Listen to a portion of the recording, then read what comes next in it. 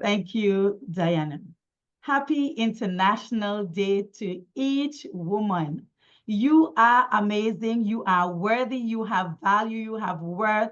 You have a voice in the earth. Congratulations for being a woman. Women equality isn't a distant dream. It's a movement we must drive every day to unleash the potential within our society. Picture a world where women are given fair opportunities. It doesn't matter because of their gender, but it's because they are human. I'd like to invite you to a place. Imagine you are a delegate for the United Nations Summit, and you are placed in a breakout room for being a part of that deliberation for women equality. How would you feel? By unmuting your mics, share with me. How would that experience feel to be a delegate in that room where you are now in the position to have a voice? How would you feel? Empowered. Empowered. Thank you so much, Tanya. Can I have somebody else? How would you feel? With a huge responsibility. With a huge responsibility. Yes. I like that phrase, with a huge responsibility, because you know you're taking the women before you. Those women who didn't have a voice, you become a voice for them, and you're now taking their challenges, their problems, and you're bringing it to that diaspora, and you're speaking on their behalf. That is so powerful.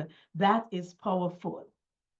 But while you go into deliberate, I want to ask you, when you go in, take this into consideration, that there are barriers to equality. And knowing that there are barriers to equality, I need you to focus on some powerful things that I want you to add. For those women that you're going to represent, talk about the external challenges. These challenges, gender bias, pay gaps, unequal opportunity, and leadership barriers. Do you know of any woman, maybe it may have been you, you're qualified, you are trained, you've been in the role for a very long time, but there's a position for leadership, and somehow you are bypassed because you are a woman. That's not fair. It's not right. And some would have even gone beyond that to ask you to train that gentleman who is now placed in that position that you're qualified to take. It's a very hard place to be.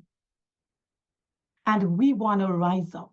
So as you're in that room to deliberate on these women, share about the external challenges. And let's take a look on the inside and talk about the internal challenges. These are some of the challenges that women face.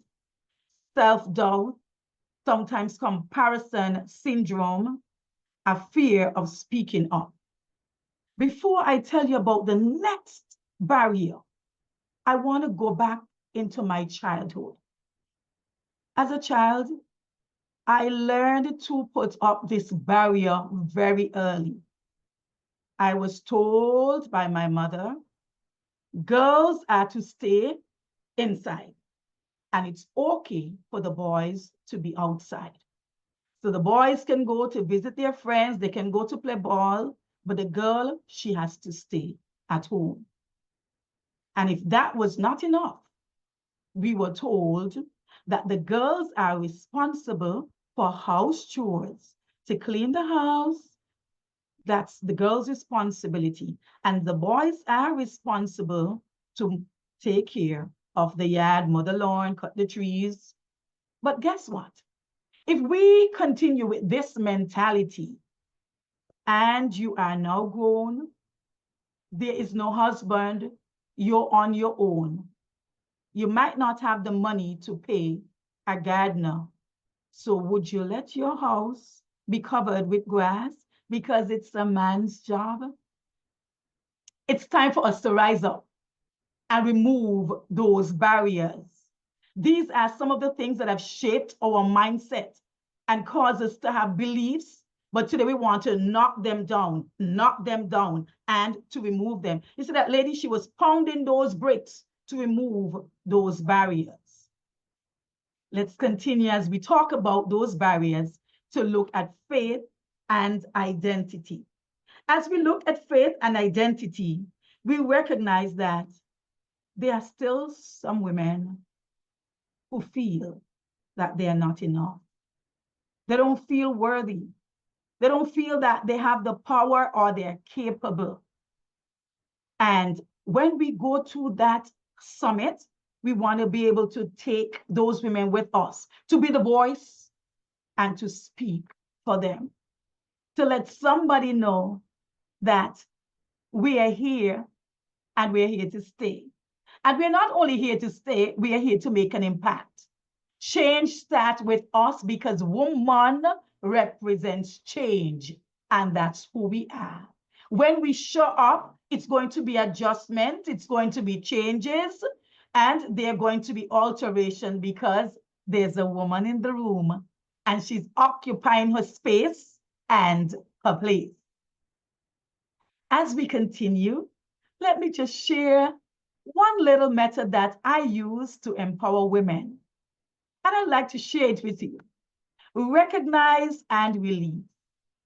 Release those social external influences.